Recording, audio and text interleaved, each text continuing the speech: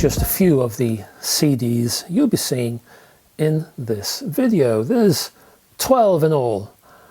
No, actually, no, there isn't. There's 11 in all. At the end of this video, there's a bit of a cuckoo. How can I describe it? Well, I'll give you a teaser. What do you get? What do you get if you cross analogue with Britain's National Health Service? Tricky one, hey? Wait till the end of the video and you'll see for yourself. So let's get straight to it.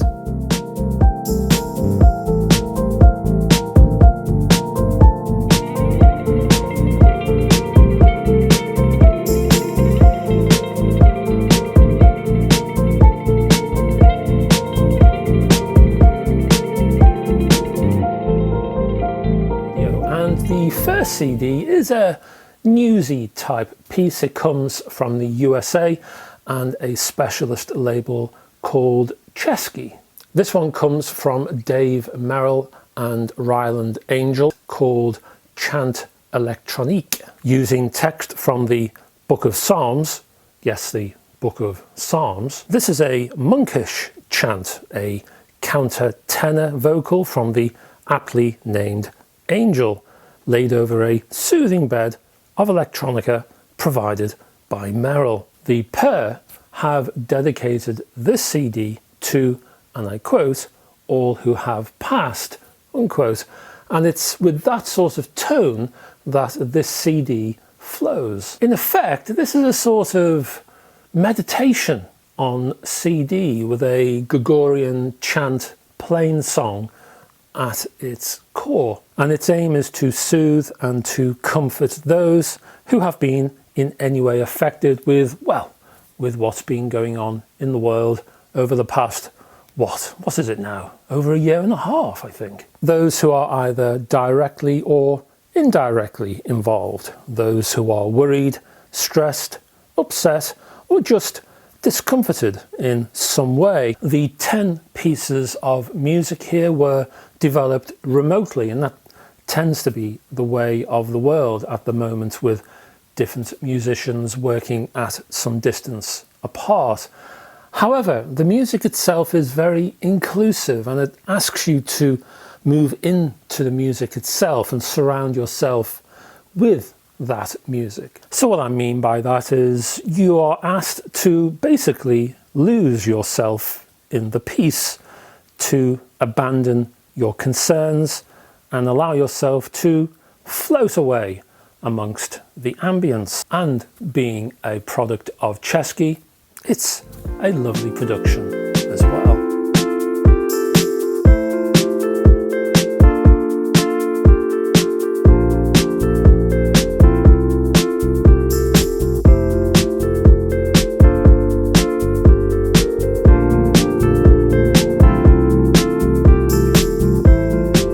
This next one is a box set. It's another news item. It's from the Soul Music record label, and it's from cuddly Denise Williams. And bless the lady's little cotton socks.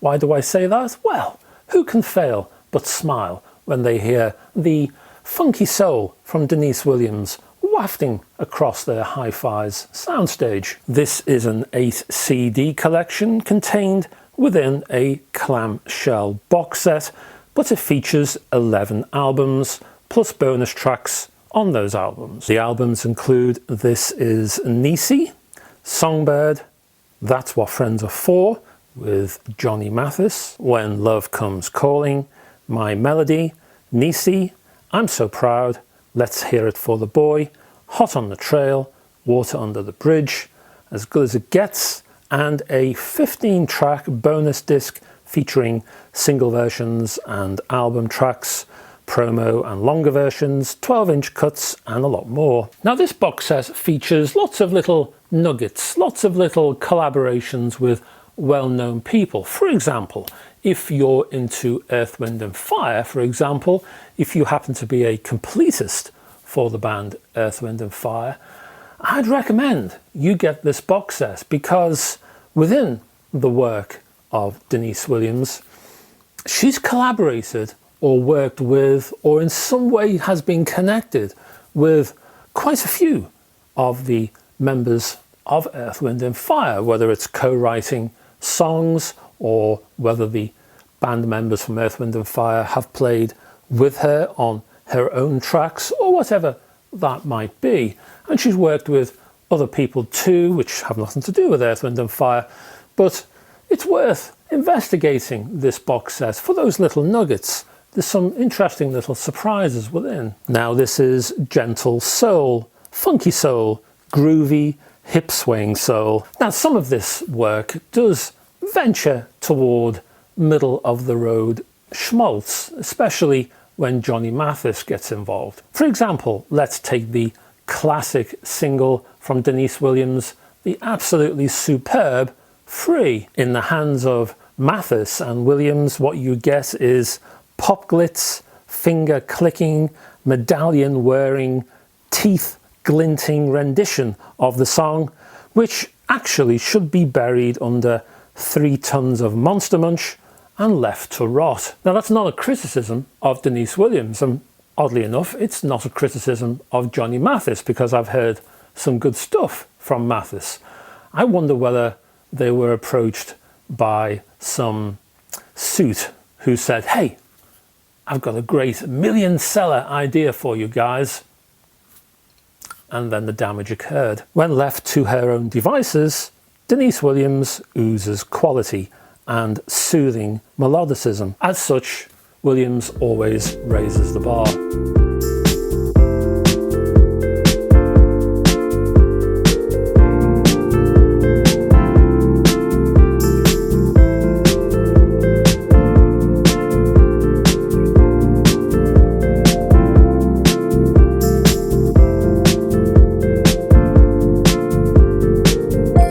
Do a review, shall we? We're going to look at Steve Howe and his solo series of homebrew albums. We're up to, goodness gracious, we're up to Homebrew 7. Howe has had a storming career, and I've been fortunate to be able to track most of it on vinyl and CD. While I've yet to fully grasp his early work with the R&B outfit The Syndicats, I enjoyed his stint with the UK psych band Tomorrow, formerly known as the In Crowd, then Bodast, a surprisingly good band and I recommend a listen, and then his 1970 entry into the band Yes, then later Asia, then ABWH, which was offshoots of Yes, and also GTR. What I like about Steve Howe as a guitarist is his touch. He knows how to weave a narrative. He's not all about power and bombast. He's not about strength. He's all about delicacy. He knows how and when to pull back. He can infuse a guitar with a certain amount of fragility. He doesn't need testosterone and strut to affect his audience. He uses his brain. And on that basis, I think Steve Howe is one of the most intelligent guitarists in the world today. He also stands out, and this is a trick not that many people, guitarists, drummers, bass players, vocalists, not that many people can pull off. You put Steve Howe, this is a non-singing Steve Howe, you put Steve Howe in any band, and as soon as he plays his guitar, you know it's Steve Howe. He really stands out. There's mostly acoustic and electric instrumental solos here, plus the odd vocal, but sons Dylan and Virgil Howe on drums with Phil Spalding on bass guitar appear occasionally too. These songs emerge from the 70s all the way through to 2016. Now, while many of the songs in this collection have the notes on a scrapbook feel to them, there's much to admire here. This single disc is a great resource for fans. Now, mastering does vary on this collection because, well, it's a collection. It's a compilation of individual tracks. It's not one piece of work. It's not to be looked at as a whole. It's, well, I mentioned scrapbook earlier on. It really is that. It's a number of little moments throughout time, throughout many decades, in fact. There's a touch of upper mid compression here in the mastering, but nothing too aggressive. Overall, the mastering gives a full, rich presentation.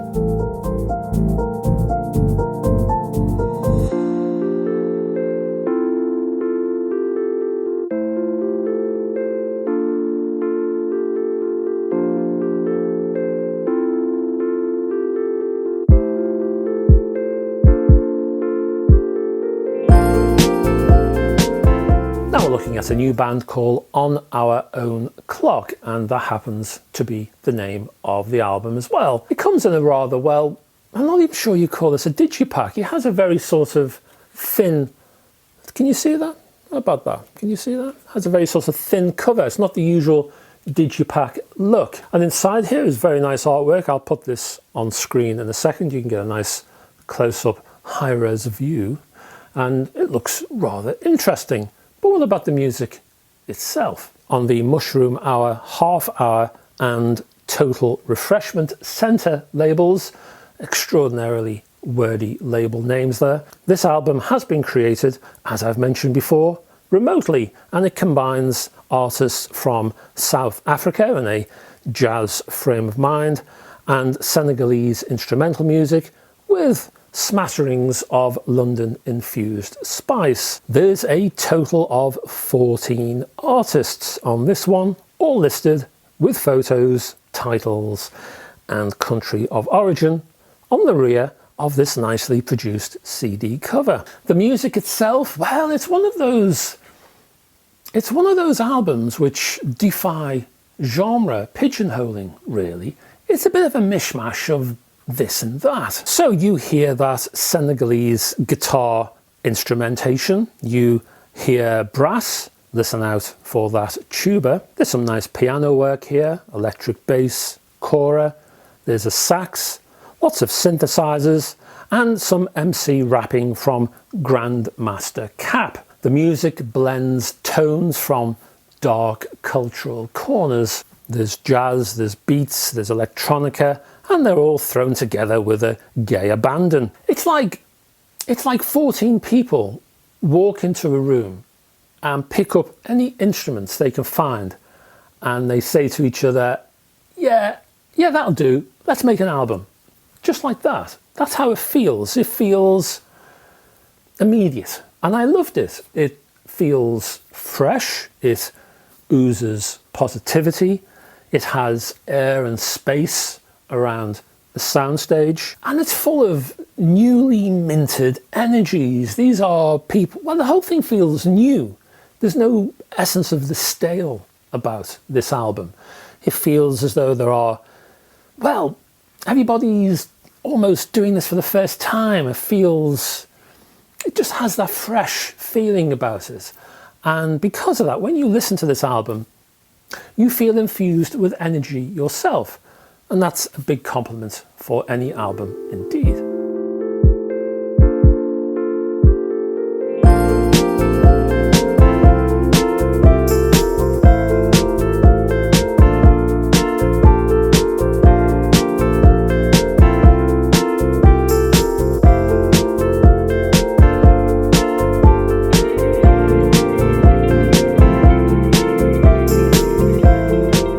Now we have a spot of jazz from the Edition label, and I'm going to mutilate this poor gentleman's name, Daniel Herskadel. I hope I've got that right. I probably haven't, and I apologise again if not. This album is called Harbour, as in harbour by the sea, and Herskadel plays both bass trumpet and tuba, and that's the second time I've mentioned tuba in this video. Are tubas in? This is a 10-tracker, and our Daniel is accompanied by Helga Norbakken on drums and marimba, and again I apologise for ruining this gentleman's name, Yolf Dale on piano and Celeste. And Harbour, well, yes, absolutely. Track 1, the Mariner's Cross, has a driving beat with a sense of space. It sounds like the beginning of a long journey, a time when possibilities are endless and exciting. The track Ice Free has a sense, largely due to its complex percussion, of machines hard at work either at sea or in that hard wiring titular harbour. There's a sense of clanking metal here, the creation of a story through engineering. Either that or we're actually breaking through ice floes, of course. The track The Lighthouse on the Horizon continues the musical imagery. The music is that light from the lighthouse, and it just seems to be played at a distance. The music combines a warning, as lighthouses tend to do, but it also reminds the people on the ship of home, of stability. So you have that contrast in this music. In fact, you could write a book listening to this CD and interpreting all of the aspects and the emotions you hear within it. It's a sort of tonal work of literature.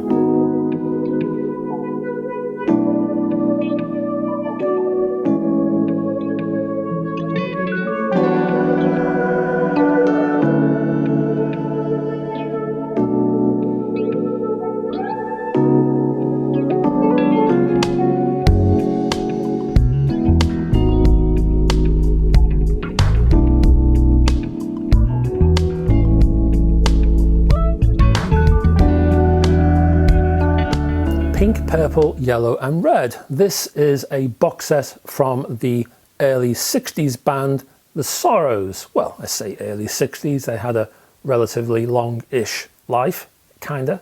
It's on the Grapefruit label. All the way from Coventry in the UK emerged the first incarnation of the 60s band.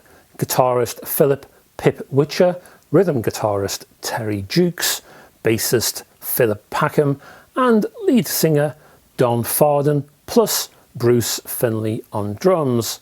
Like many contemporaries, the band learned their trade by touring Germany, and then they did some early recordings with the legendary cult producer Joe Meek. So Joe Meek fans will already, I'm sure, recognise this band. They then signed with the Pie imprint Piccadilly. In 1965, the Sorrows released a single and undertook TV appearances, toting a sort of beat, garage pop, psych, R&B, freak beat thing. There was a lot going on in this music. It wasn't until their third single, called Take a Heart, that they hit some success. An album of the same name hit the stores in 1965, but I'm afraid that album bounced right back to them. It wasn't a success. Two more singles were then released, and when the big success didn't occur, the band members started to leave, and after that there was a sort of rotation going on in terms of who was in the actual group. Then they surprisingly hit it big in Italy. They went on tour, they recorded songs for a movie, issued an Italian-only single, and eventually signed with an Italian label. Ultimately, the fractious nature of the band's career and the turnover of band members, some were homesick and departed because of that, wore down the remaining group, culminating in the band actually splitting up in early 1970. Now, this is an excellent clamshell box set featuring 4 CDs. It includes mid-60s singles, the entire Take a Heart album in both mono and stereo, the Old Songs, New Songs LP, and an earlier acetate-only demo album that was scrapped when 2 members of the band left. There's collaborations with Ennio Morricone, the title to the new Italian spy movie Ipteron, an acetate-only early 1968 single, spin-off singles by the Eggy and Renegade, a 1980 live show from the Reform Band, and 4 previously unissued 1964 recordings with Joe Meek. Phew! There's an awful lot packed into this box set. It's a superb production, highly recommended.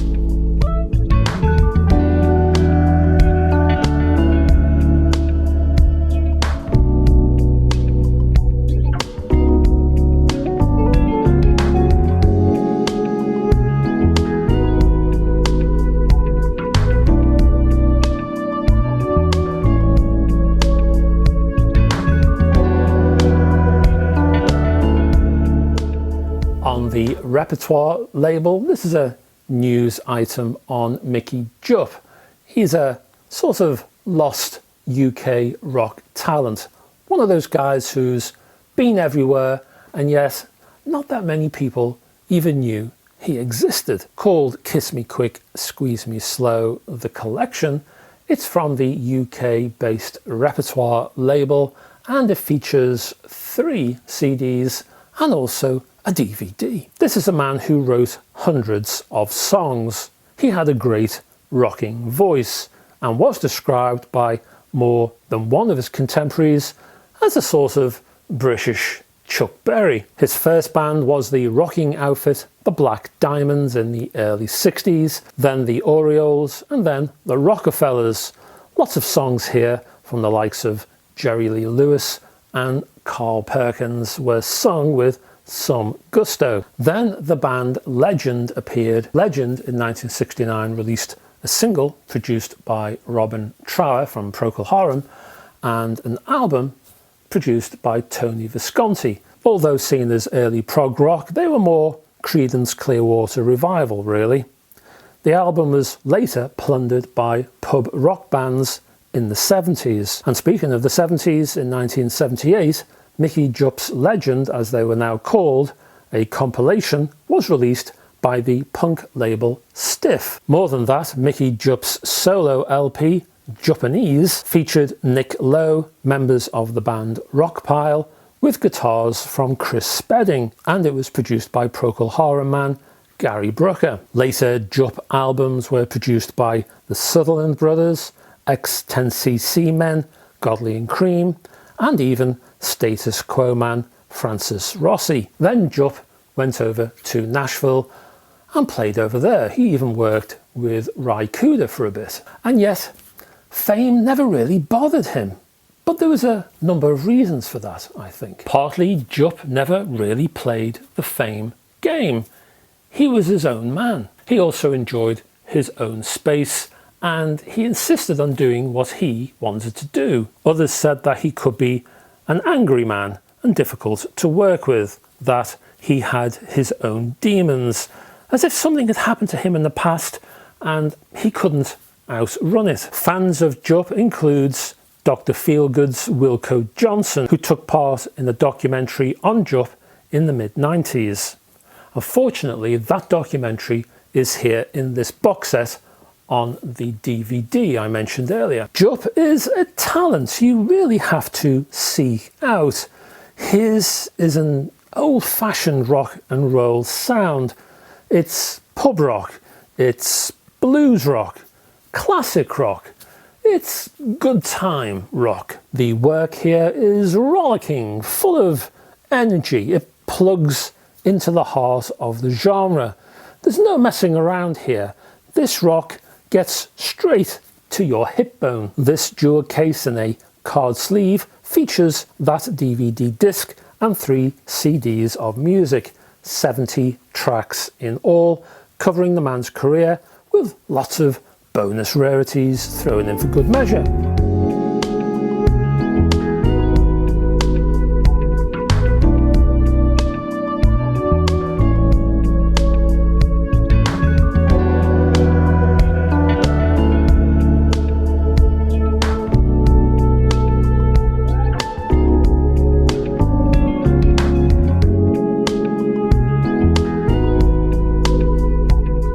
And we have a box set from the rock band Asia from BMG. This box set is called the Reunion Albums 2007 to 2012. You could call this band a supergroup, although the term was a little outmoded when this band got together. Nevertheless, when Asia hit the road in the 80s, it did so occupied by 4 legendary musical talents. So you had John Wetton from King Crimson on lead vocal and bass, Steve Howe from Yes on guitars, Carl Palmer from Emerson, Lake and Palmer on drums, and Jeff Down from the Buggles, no less, and Yes on keyboards. These bedraggled, aged and moth-eaten legends, deities in tight trousers, wrinkled yet splendid icons, staggered after a bit of a cough, together again for 2006 and 2007 as part of the group's 25th anniversary with a world tour. A live document over 2 CDs called Fantasia Live in Tokyo, issued in 2007, was proof that they actually did it and didn't pretend to do it while sipping pina coladas on a Miami beach. That album includes work from the band's first 2 albums, Asia from '82 and Alpha from '83, plus Heat of the Moment and Don't Cry. Studio albums followed, one called Phoenix from 2008, Omega from 2010, together with Triple X from 2012. Suddenly, the 25th anniversary, the reason they got back together in the first place, transformed itself into a 30th anniversary as time passed. And all of that is included in this box set, 5 CDs in all. The box set cover was a previously unused piece by Mr. Roger Dean, and the Fantasia sleeve design has been updated by the man himself. The music here is big, bold and gloriously glossy. Asia fans will have a ball with Palmer's tight, impactful percussion and Wetton's strong and forceful lead vocal. Howe and Downs provide a full and perfectly overblown filler for that sandwich. It's like MTV never left us. In my head, every single track I hear on this box set is accompanied by its own video. As for mastering, well, that does add some compression to the mids, tightening the detail and adding a bit of an edge to the treble. The effects are not wholly destructive or aggressive, but they are noticeable.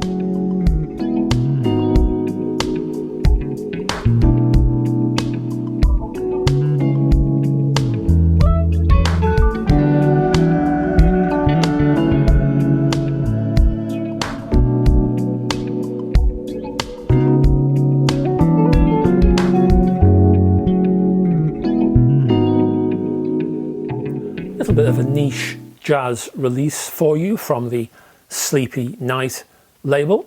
This one is by a jazz legend, Don Ellis, and the album itself called The Lost Tapes Volume 3. And yes, there are 2 others to track down. Now, Don Ellis was a talented trumpet player who led a host of big bands from 1965 to 1975.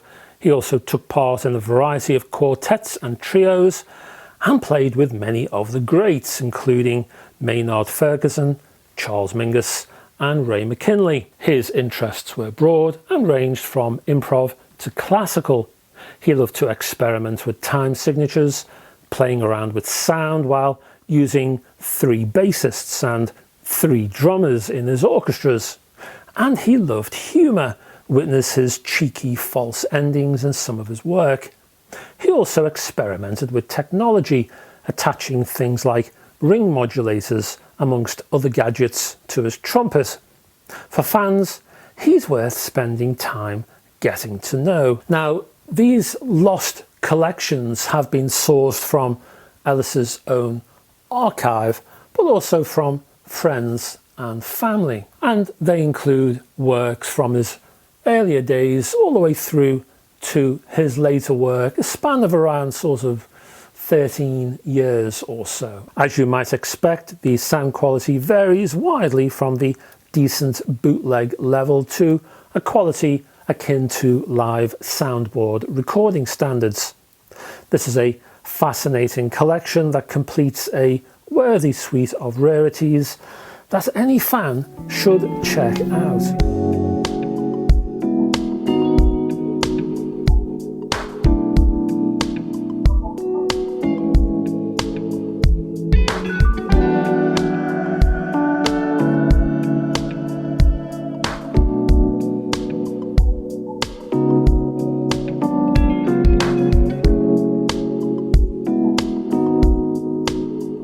Now, this is the first of 2 apologies I have to make, principally because I've taken so darn long to get round to reviewing them. So, here's the first apology. It's from a band. No, it's not. It's an individual. It's a chap named One Eye to See. The album is on the Pink Dolphin label, it's called Station X. Now this instrumental electronica album relates to an author. It's a sort of celebration of the works of the author, Michael Slade. One Eye to See is a bit of a fan, and each track name is the name of one of Slade's books. The books themselves are sort of police procedurals about a fictional special external section, or Special X, of the Royal Canadian Mounted Police, and they're full of, well, deranged murderers, I suppose you'd say. So you can imagine the sort of tone from this album. The music itself has been heavily influenced by the German krautrock band Tangerine Dream. The music itself is dense, it's complex, and as I've mentioned, relating to the books themselves, the music is also pretty dark, but it also always retains a sense of melody. It blends static charged bass beats with cinematic drama and sparkling elements of fragility. In fact, there's more musical layers here than you'd find in your typical Black Forest Gatto. And then you get a sort of nostalgic track such as Cutthroat that celebrates the work of Kraftwerk. There's that basic electronic instrumentation, there's the looped beats, and the building forever building. The entire album, Special X, does this. It's architectural in form. This is an album that, to misquote Kraftwerk, is full of adding but never subtracting. It's almost celebratory in its darkness, uplifting in its seriousness, and it adds a bass thump that will shake the windows. One Eye to See has also created a series of videos for each of these tracks, and I'll post the playlist for those videos. It's a YouTube playlist. I'll post those in the description.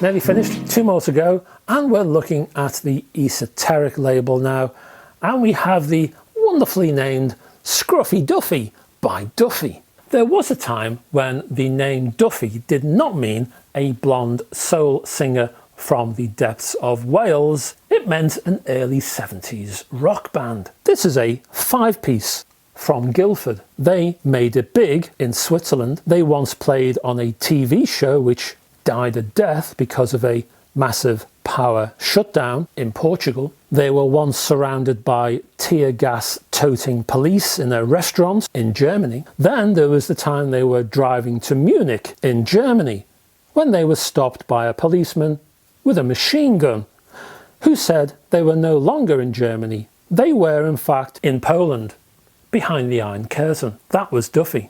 Duffy were Stuart Reffold, vocals and ex-Switch, Joe Nansen on keyboards, Barry Coote on guitar, and both Mr. X Lucifer Band, Patrick Sargent and Will Wright on the drums. No one can remember why the name Duffy was chosen, but they went with it anyway. Switzerland was where their first album, just in case you're interested, was created, but it wasn't a success, especially financially, despite the Swiss loving them to bits. Before the second LP, which we're looking at here, Scruffy Duffy, they were signed by a label called Chapter One. This was hardly a rock roster.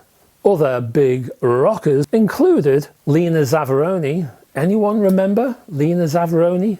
And the other one was Jackie Pallo, who was a wrestler. That was Duffy. No one remembers why the second album was called Scruffy Duffy either, but they went with that too. None of the band members even knows why the actual band name was not on the cover of the album. All of the band's fans thought they changed their name to Scruffy Duffy. Lead singer Reffold actually said, and I quote, "I haven't a clue why our name isn't there." That's Duffy. As for the music itself, well, it perfectly reflects the 70s rock idiom. There's a bit of free in there, plus a host of others. I don't know, a sprinkling of Argent maybe? In all, it's a perfect 70s rock noise.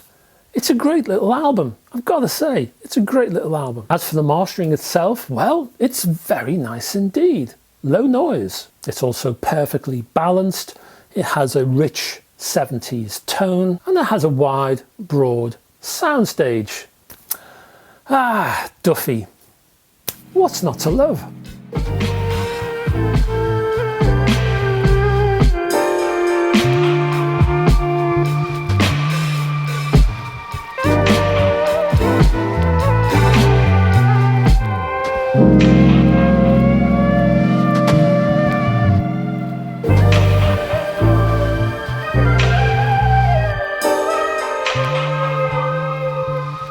So here we are at the end of this video, and I did promise you a surprise.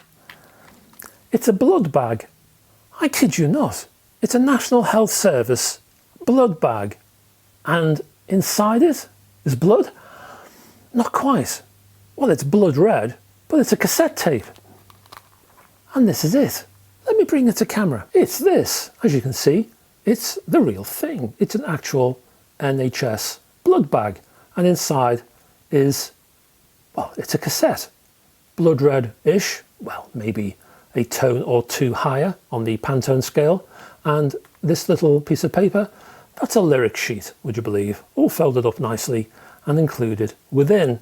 Let me show you a few high-res images, and you can, at your leisure, take a bit of a gander. Now, before I begin, this is my second apology because of the horrible delay with me getting around to this one. The band behind this is the real Tuesday Weld, and the cassette in the blood bag is called Tape Dust Memories. Tape Dust Memories is part of a sort of multimedia collection called Blood that's described by the band as, and I quote, a set of songs for noir movies, 10 tales of romantic revenge, heartbreak, dreams, and urban psychodrama, unquote. Also called Cabaret Noir, it includes a range of collaborators such as Ariana Curls and Gigi McEwen. Now, as I say, this is a multimedia project which basically consists of a vinyl release and this tape in a blood bag. Both formats feature completely different songs, so the songs on the tape are completely different from the songs on the vinyl. So what sort of music are we talking about here? Well, I think you're looking really at late night 1930s Parisian smoky nightclub type of music. So it's heartfelt vocals, a lamenting violin, there's a tear-stained piano with dazed percussion backing it. All of that pour out sadness and loss. Alternatively, it's also the Cotton Club of the 20s, full of energy and whimsy and living life in the moment and to hell with tomorrow, which of course triggers a sadness all of its own, complete with lilting clarinets and breathy lyrics. And as I say, half of that project is wrapped up in a medical blood bag with a fold-away paper lyric sheet, and the vinyl I mentioned adds another 10 songs to the collection as a whole. Now, part of the apology I gave to the band, I also give to you, because buying these items, well, it's a bit of a moot point. I'm not sure you can still buy them. I'm not sure if they're all sold out. So my sincere apologies to all of you for the late arrival. But I really just wanted to let you know these things are out there. These things exist. You can still grab the music as a digital download, I know that for certain. But whether you can find the items themselves, that's another matter. I will put links below. You can have a little look for yourself. And that's it, folks. Thank you very much for staying to the end of this video. Could I ask you to click on the like and also subscribe buttons below, just to help to keep this channel ticking over in the eyes of YouTube. Also, don't forget to check out the links below. It'll list the record labels mentioned in this video.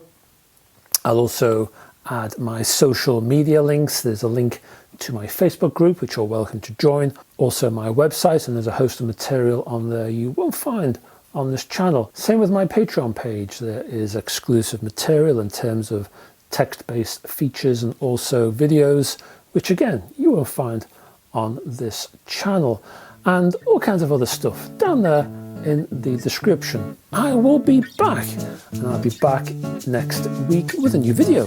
So hopefully you can join me then. It'd be great to have your company, of course. Until then, folks, bye-bye for now.